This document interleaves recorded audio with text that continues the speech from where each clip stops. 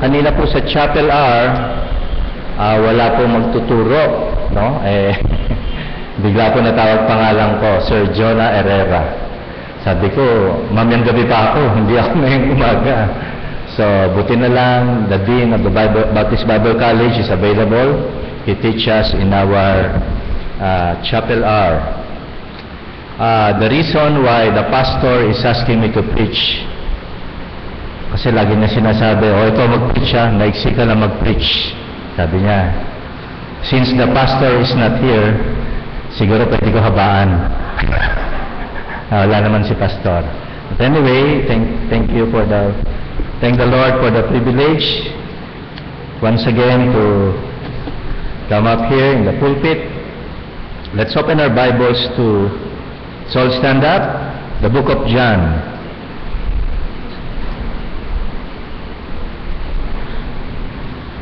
The book of John, chapter 15.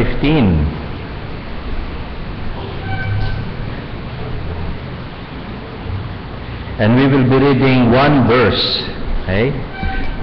John chapter 15, and we will be reading verse 16.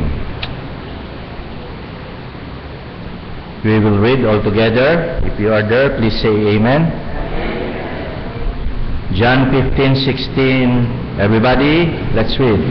You have not chosen me, but I have chosen you and ordained you that you should go and bring forth fruit, and that your fruit should remain, that whatsoever you shall ask of the Father in my name, he may give it you. Fruit should remain. Let's go to the Lord in prayer. Father God, it is not an easy task to speak to your people tonight, but we ask for your leading and guidance to open the hearts of your people and to speak the words in truth. We commit these things in Jesus' name we pray. Amen. Maraming salamat po. You may now sit down. The title of the message for tonight is Fruit That Remain. Fruit that remain. Nag-iisip po ako message yung inassign ako ni Pastor last week before going to adult camp. Ikaw magsasalita sa Wednesday. So, nag-isip agad ako kung ano ang pinaka the best topic para po na ngayong gabi. When I was preparing my things going up to Baguio on Monday morning, bago ko umalis, tulog pa yung mga anak ko ng umaga. So, tinitignan ko sila. Kasi sila yung nakahiga sa kama, kami hindi eh. So, yung dalawang anak ko malaki, nakahiga doon sa kama. Sabi ko, paano kaya itong anak ko? Pag dumating kaya ang panahon, magpapatuloy kaya ito? So, it comes to my mind, yung fruit, me bilang a father, and to the children. No? Fruit that remain. Paano kaya ito mga tinuturuan ko? Magpapatuloy kaya ito? Ano kaya ang magiging fruit? Okay? So in John chapter 15, it speaks of abiding in Christ, and the word abide was used 11 times in this chapter. And we can see in this chapter, there are three characters that were revealed. First is the husbandman, which is God the Father.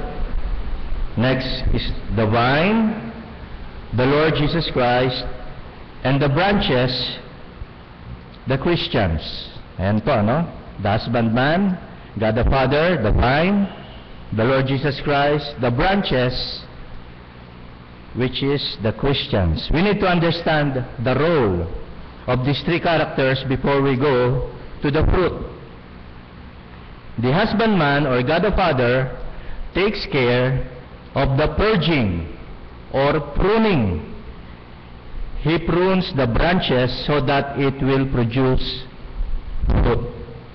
Okay, tinatanggal niya yung mga hindi kailangan doon sa branches para magkabunga, o pagka ito hindi nagkakabunga, may ginagawa po siya. And then the vine is the lifeline of the branches. It gets sustenance or nutrients from it. Next is the branches, which is the Christians. The Christians are the one holding the fruit. And if it does not hold on to the vine, it is useless. Kanya po tinatanggal ng vine dresser yan, ano? Yung mga walang silbi. So makikita natin. The Bible says, we Christians are the branches, in verse 5. And of itself, a branch is weak and useless. Pagka yung branch po, hindi nakakabit sa vine, it is weak and useless. The branch cannot produce its own life.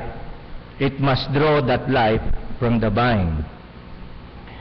Being Christians, our communion or union with Christ through the Holy Spirit that makes possible the bearing of the fruit. What am I saying? There is an important concept of union and communion that was written in the Scriptures. Take note, union and communion that was written in the Scriptures. Number 1, the body and its members in 1 Corinthians chapter 12. A member of the body that cut off from the body would naturally die. Yung katawan po, pagka nawala yan, siguradong ang isang part ng ating body, pag nawala sa katawan yan, siguradong walang silbi yan, mamamatay yan. Next is the bride and the bridegroom in Ephesians chapter 5, verse 25 to 33. Speaks of the marriage. The marriage creates the union, but it takes daily love and devotion to maintain the communion. Okay, it takes love and devotion to maintain the communion. And lastly, the concept of union and communion is the sheep and the shepherd in John chapter 10. The task of the shepherd is to bring the sheep into the flock. But the sheep must follow the shepherd in order to have protection and provision. Dapat po yung sheep susunod. Kanya po yung pastol, meron siyang tinatawag na, ano po ba tawag doon? Hindi naman paddle, Yung parang, pagka yung sheep na lumalayo, ginaano niya sa leeg, yung karit dito, para siya sumunod. So yun po yung concept sa Bible ng union and communion. And it is important for us to know the union and communion in this lesson. Have you ever heard of the word results? The word results is often heard in conversation among pastors and church workers. Pagka po may fellowship, alam mo ba, ang dami namin sa church? Okay, madidinig mo dyan. We have 800 in our Sunday school. So, ayan po, pag nag-uusap minsan mga pastor, mga Christian workers, our offering reached 350,000 last Sunday. Brad, alam mo yung offering namin, umabot kami 350,000. Sabi ko, they're very good. We have a good number of visitors this Sunday. Okay? 25 came forward for salvation. Dahil nag-forward, Brad. Kanya iba kinukunan pag nagpo-forward So, pagpunta nila sa Amerika, ito yung basihan nila, Pag may nag-forward, kukunan. Brad, ang dahil nag-forward, nag-preach We have an average of 1,000 every Sunday. Ilang kayo sa Sunday? Minsan kayo tatanungin ka, Ilang kayo sa church nyo? Kami, ang dahil namin every Sunday. So, to compare again and again in numbers. But this is not actually the concept of the Bible. A machine can produce a result, and so can a robot. It can produce result, but it takes a living organism to produce a fruit. So, yun po yung principle po doon. We all know that it takes time and cultivation to produce a fruit. And a good fruit or a good crop does not come overnight. Hindi po madali. That expression that your fruits should remain leads us to think that fruit here means the salvation of souls. Fruit should remain. The Lord chose the disciples to go and bring forth lasting fruit, or fruit that remain. The Lord is not interested in mere professions of faith, but in genuine cases of salvation.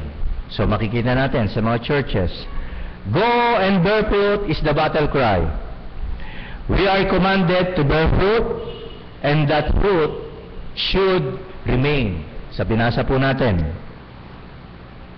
One important thing that we can notice in the word fruit here, it may mean two things. Okay? Number one, it may mean fruit of the Spirit. Let's go to Galatians chapter 5 verse 22. Everybody knows the fruit of the Spirit, but the fruit of the Spirit is love, joy, peace, long-suffering, gentleness, goodness, faith, meekness, temperance. Against such there is no law. And the other fruit is souls won for the Lord Jesus Christ. And there is a close link between the two, the fruit of the Spirit and the souls won for Jesus Christ. It is only if we are manifesting the first kind of fruit, Galatians 5:22 and 23. You have the love, you have the joy, you have the peace, and that will be able to bring forth the second fruit, yung souls won for Christ. Now, the question is, in your Christian life, do you bear fruit? And if you bear a fruit, does it last? We are not producing fruit to please ourselves, but to serve others. Can you think of a person that you faithfully prayed for and worked for the Lord, now also faithfully serving Him? Meron ka bang dinisciple? Sino ba yung mga dinisciple do? You don't need to raise your hand, you don't need to point the person. Pero meron ka na bang fruit na nagpatuloy? Kasi ang sabi po rito, fruit should remain. How is your fruit doing now? If here is in auditorium, ano na siya ngayon? Yung naging fruit mo. If you are a teacher, how is your BIC class? Kanina po, nagturo kami, kasama ko si Ma'am Mona. Nandiyan ba si Ma'am Mona? Nagpilit sumama kasi may gusto sa akin eh. Tinignan niya yung klase ko at saka kung paano ko magturo sa BIC. Kanina ang lesson ko is about friendliness. Ano po, nakikinig siya. Yung mga habang nagtuturo ako ng about friendliness, nakikita ko yung mga estudyante po nakatingin sa akin. Tapos tinanong ko sila, ano sa tingin nyo, magkikita-kita ba tayo sa graduation? Kasi I think third year yung tinuturuan ko, no? 2 section. Kasi po sa amin, tigda 2 section ina-assign sa Makati High, Open High School. Ano class, sa tingin nyo, magkikita-kita ba tayo sa graduation? Tapos yung iba, hindi kumikibo. Sabi ko, pag sa tingin nyo, hindi tayo magkikita-kita sa graduation, you have to think. Sabi ko, pinag-aral kayo ng magulang nyo, every morning gigising siya o ng tatay nyo, paghahanda ka ng agahan, tapos malalaman hindi ka gagraduate. Sayang lang yung panahon na ginugol mo rito, at saka sayang yung pinaghirapan ng magulang mo tapos hindi ka gagraduate. So, nakatingin sila sa akin. Hindi ko alam ano ba to, naiintindihan ba nila yung sinasabi ko o paano. But, nagkakaroon ng burden ako. Kasi ganun po, pag teacher, malalaman mo kung effective ka. Nagkakaroon ka ng burden. Sabi ko, class, before I end this lesson, sabi ko, you need to think twice why you are here in the school. Kami po nagpupunta dito, hindi dahil para lang magturo. No, nagpupunta kami dito para ipaalam din sa inyo yung mga values na natutunan natin nung araw na nakalimutan lang natin. Nagkakaroon ako ng burden do sa class ko. So, isa-isa sila nagsasabi, Sir, yung tinuturo nyo parang galing sa Bible. Yes, kasi yung values galing sa Bible. Sabi ko, galing sa Bible yung values, hindi naman ano. Sabi, tapos, ang pinag-uusapan kasi namin yung paano ka maging friendly. Love, consider, love, yung sa values boys, dapat daw, pag magmamahal ka, dapat seryoso. Okay. Kayo, mga lalaki, pag nagmahal kayo, dapat seryoso. Hindi pwedeng ano-ano lang. So, nakikita ko, seryoso sila nakikinig. Now, iniisip ko yung sarili ko, meron ba akong magiging fruit dito sa BIC ko? Kasi kung wala akong magiging fruit sa BIC class ko, parang sayang lang yung nag-prepare ka ng lesson, sayang lang yung nagpupunta ka doon, yung time na guguguli mo. So, inisip ko yun. Fruit should remain. Ang sabi po ng binasa natin. Now, if you're a Sunday school teacher, I am now a part of academy. I understand, marami pong galing na academy ngayon na how I wish part sila ulit na academy. No po, tumutulong sila sa academy. Kasi ito yung educational field na tumulong sa kanila. When they go out, they realize the academy helps a lot. So, if you're a teacher, if you're a BIC, or Sunday school, or you're a church worker, kailangan yung ginagawa natin, there must be a fruit. Kasi useless lang kung walang magiging bunga. Now, in bearing fruit that lasts, we need to consider, number one, our influence matters. How influential are you? In bearing fruit that lasts, our influence matters. I'd like to give an example. It is a very good lesson that was given to us by the speaker in the camp. Let's look at the life of King Jeroboam. The influence of King Jeroboam, 1 Kings chapter 14 verse 7 to 10. Taki-flash po. 1 Kings chapter 14 verse 7 to 10. 14 verse 7 to 10. Ang sabi po dito, Go tell Jeroboam, thus saith the Lord God of Israel, for as much as I exalted thee from among the people, and made thee prince over my people Israel, and rent the kingdom away from the house of David, and gave it thee, and yet thou hast not been as the servant David, who kept my commandments, and who followed me with all his heart, to do only which was right in my eyes, David thou. But, now verse 9, but hast done evil above all that were before thee. For thou hast gone and made thee other gods. Gumawa po ng ibang Diyos. And molten images to provoke me to anger, and hast cast me behind my back. Verse 10, Therefore, behold, I will bring evil upon the house of Jeroboam. Sabi po nung ginamit na prophet, and will cut off from Jeroboam him that pisseth against the wall, and him that is shut up and left in Israel, and will take away the remnant of the house of Jeroboam, as a man taketh away dung, till it be all gone. Makikita natin sa northern kingdom, si Jeroboam po, ano sinabi dyan? Thou hast done evil all that were before thee. Next king is King Nadab, the son of Jeroboam. By the way, King Jeroboam reigned for 22 years. The Israel side, King Nadab reigned for 2 years. Chapter 15, verse 25 to 26. Tignan po natin ginawa nung next king, nung anak. 25 to 26. And Nadab, the son of Jeroboam, began to reign over Israel in the second year of Asa, king of Judah, and reigned over Israel 2 years. 26. Ano sabi po? And he did evil in the sight of the Lord, and walked in the way of his father, and in his sin wherewith he made Israel sin. Ito po yung influence ng ama. May naging hari yung anak, ginaya.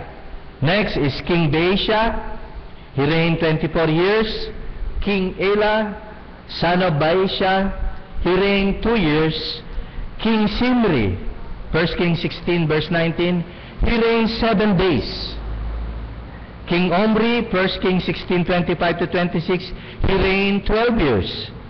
King Ahab, son of Omri, 1 Kings 16, 29 to 33, and he reigned 22 years. All these kings have one thing in common. They follow King Jeroboam's steps. Makikita nyo sa Bible, ano? They all did evil in the sight of the Lord. That is the influence of King Jeroboam. They did evil in the sight of the Lord. And we can see our influence matters. Pagka ikaw ang ma-influensya, it matters. Sa King Jeroboam, from second generation up to the next generation, hindi po nagbago yung trend. They all did evil in the sight of the Lord. Next question. How do you influence your fruit? Paano ba ini-influence yung bunga mo? Okay? There was a survey. A Christian survey was conducted in 2005. Take note. That says 80% of young people are out of the church because, number one, they were unconverted. They were unconverted. Hindi talaga sila Kristiyano. Matthew 15:8. Buksan po natin sa Matthew. Matthew 15:8 says,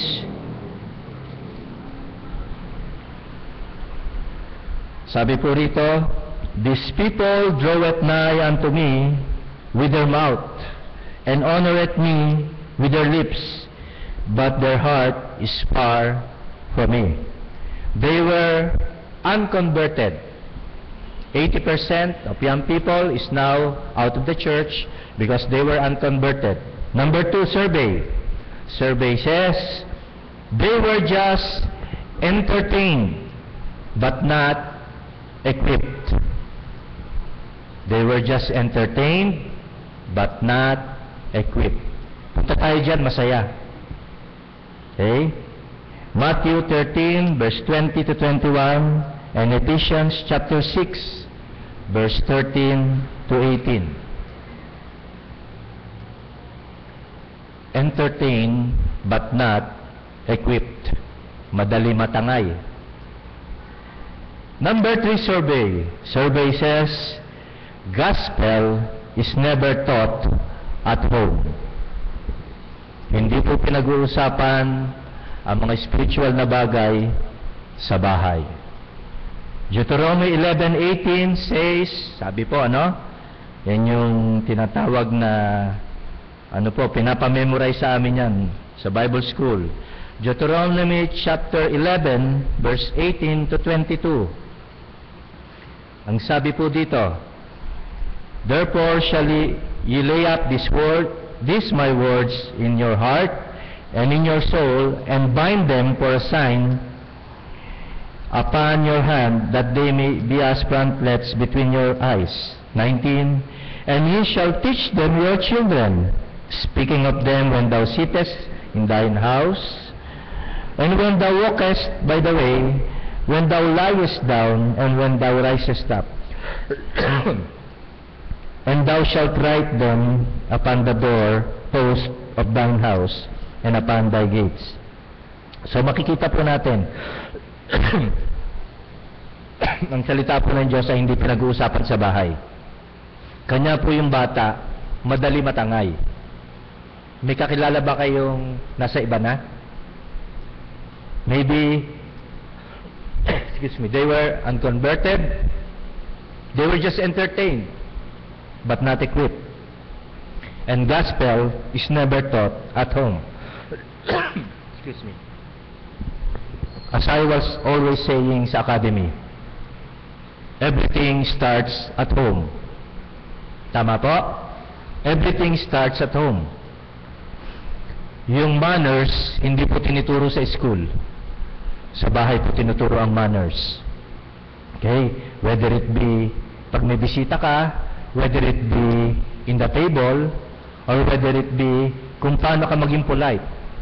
Hindi po tinuturo sa school yan. Everything starts at home. Let's look at these two families. Interesting families. Max Jukes was an atheist. Okay? Who married a godless woman. Si Max Jukes, an atheist, who married a godless woman. And some 560 descendants were traced. 560 po, no? Yung lahi. Alam nyo ba kung nangyari sa 560? 350 died as paupers. 150 become criminals. 7 are murderers.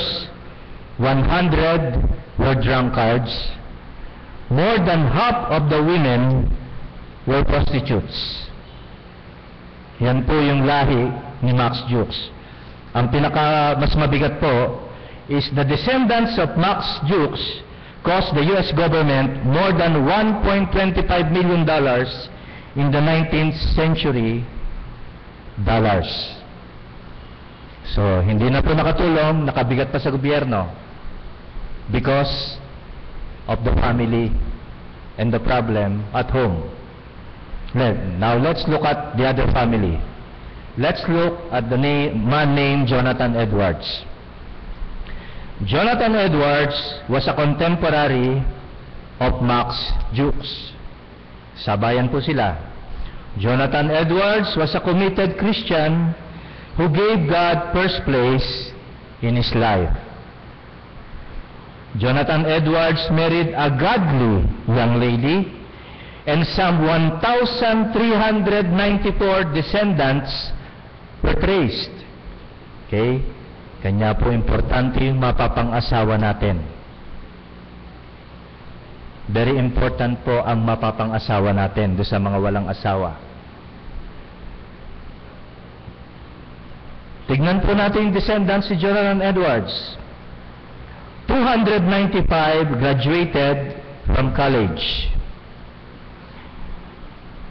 13 college presidents. 65 professors.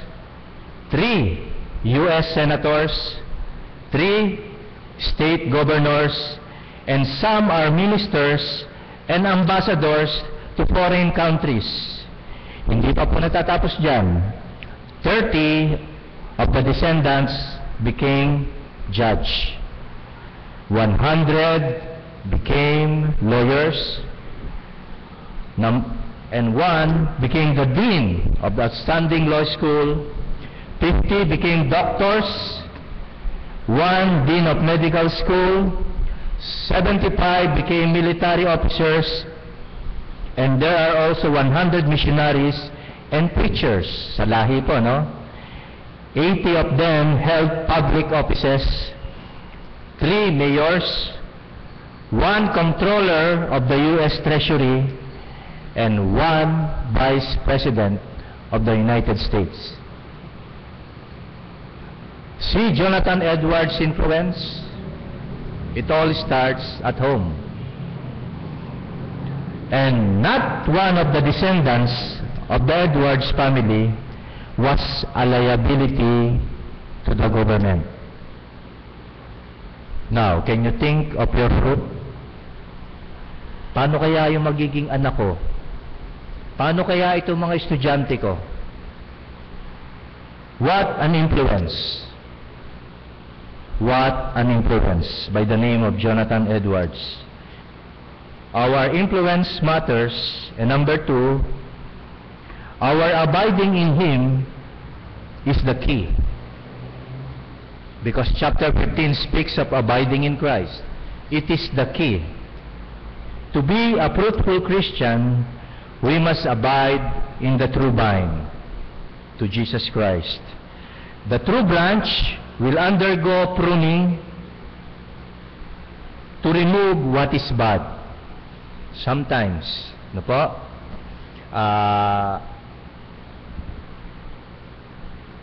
Pagka naging maganda yung hinahawakan mo ministry, parang lumalaki yung ego. Parang nagiging mayabang ka. Okay, if your name was often mentioned in the pulpit, parang minsan lumalaki ulo mo, yumayabang ka.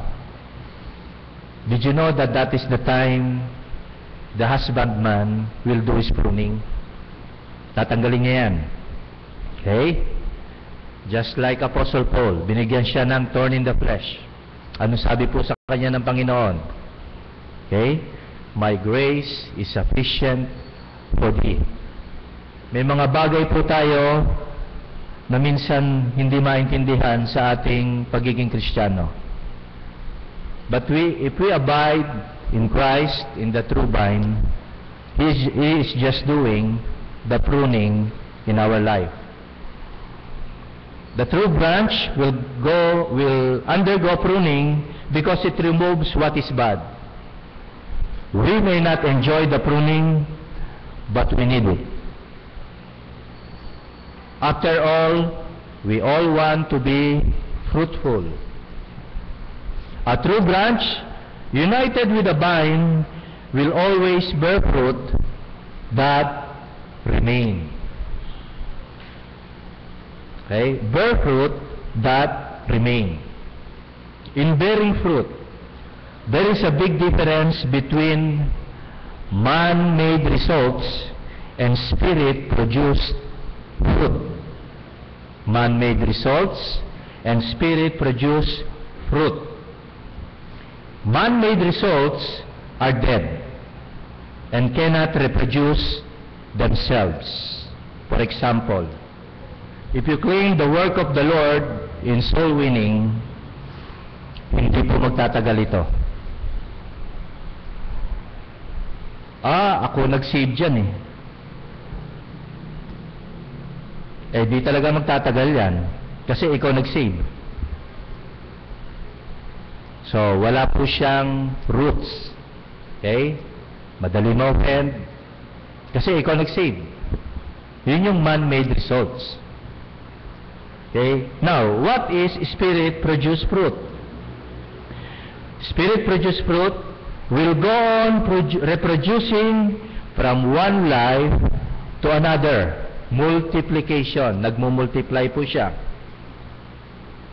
If you're expecting a man-made results, you're doing it your way. You're not doing it God's way.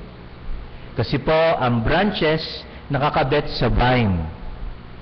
Pagka po siya hindi nakakabit sa vine, mawawalang silbi siya. So, yun po sinasabing abiding in Christ. In Spirit-produced fruit, you will reproduce one life to another. There will be fruit,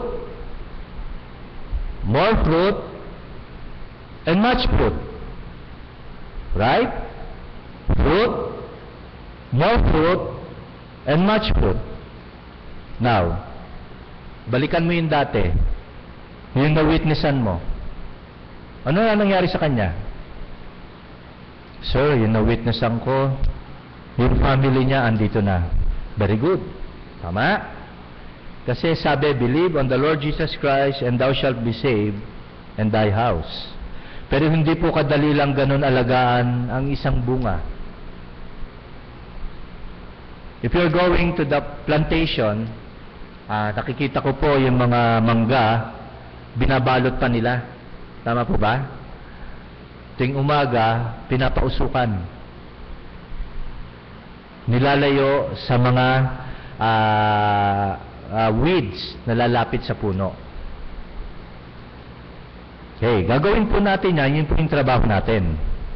But, the thing here is, we must abide in the vine. Kasi po, pag hindi tayo nag-abide sa vine, we are doing a man-made results. Okay, so makikita natin. If I go back, no, sinabi ko kanina, no, tinignan ko yung mga anak ko bago ko umalis. Ano kaya ito mga anak ko? Pag nawala ako, magsisimba pa kaya ito?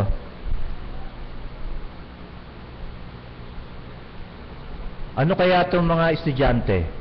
Pag graduate ba to, magsisimba pa to? Babalik kaya sila dito sa simbahan para magsimba?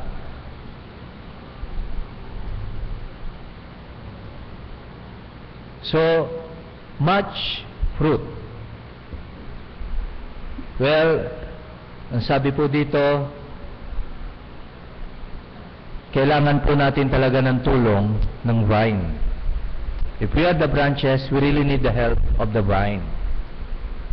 Okay, meron diyang minsan ma-open sa'yo, no? Yung disciple mo, minsan hindi mo siya pinuntahan, magagalit sa'yo. Sir, ba't akala ko Bible study tayo, hindi ka nakapunta? Maumpisa na yung ma-open. See? The process of we are bearing the fruit is much more needed now. Kailangan ng husbandman to prune.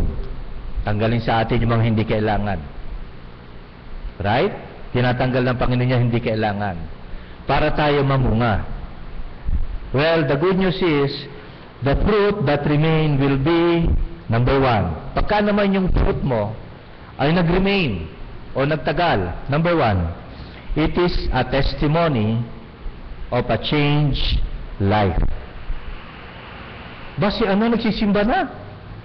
It is a testimony of a changed life. The fruit that remain is a testimony of a changed life. Number 2, a blessing to the family. If you are a fruit today, are you a blessing to the family? I hope the fruit is a blessing to the family. Number 3, an encouragement to the brethren. Kahit ang layo-layo, taga Fairview, si Ate Glory noon, taga Fairview, na-encourage ako sa kanya, no?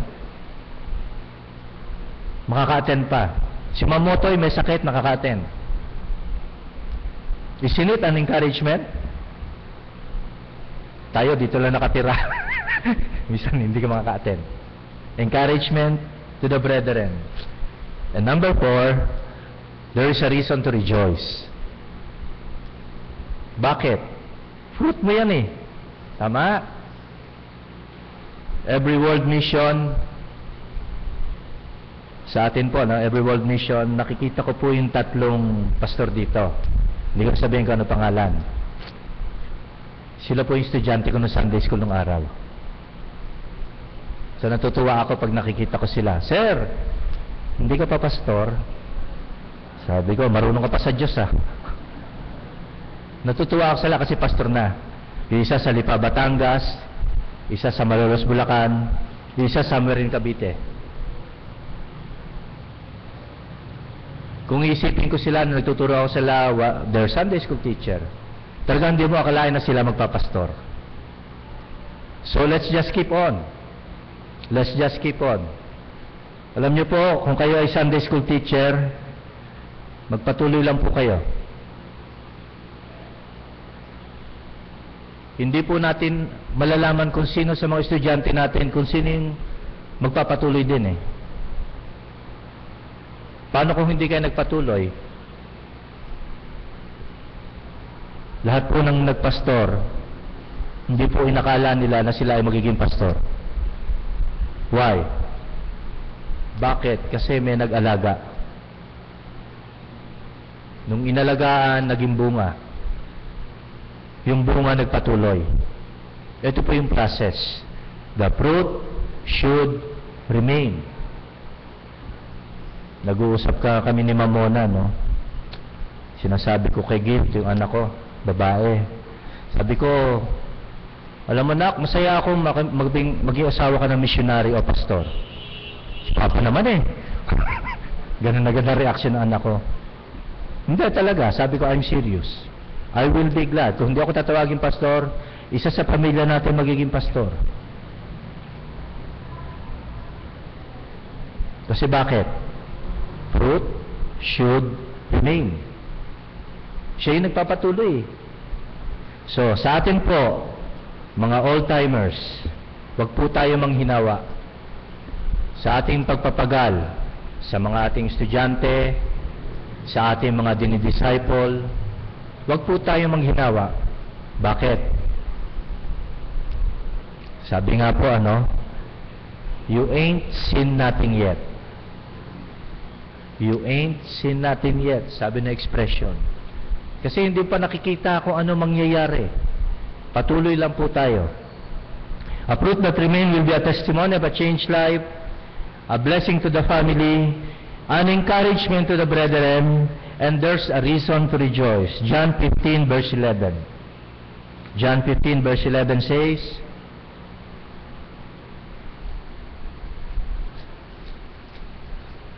John 15:11 says, "These things have I spoken unto you, that my joy might remain in you, and that your joy might be full." Sinabi po ito ng husbandman. Okay? Alam niya na pag yung prutas mo, yung bunga mo, nagpatuloy, there is joy. There is joy. There is a reason to rejoice. Would to God that we will seriously consider, as the branches in the vine, we have the privilege of abiding and the responsibility of bearing good fruit. If it is good fruit, it will last. Tonight, I would like to ask a very important question. Are you a fruitful Christian? If you are a fruitful Christian, are you doing it in a man-made results or spirit-produced fruit? Meron po tayong bisita, no po? Maybe hindi po siya makarelate sa amin pong bisita. Ang pinag-uusapan po namin dito ay yung isang Kristiyanong namumunga. Unless wala ka pa sa Panginoon, hindi mo maintindihan ang isang magiging pamumunga ng isang Kristiyano. I would like to ask everyone to please stand.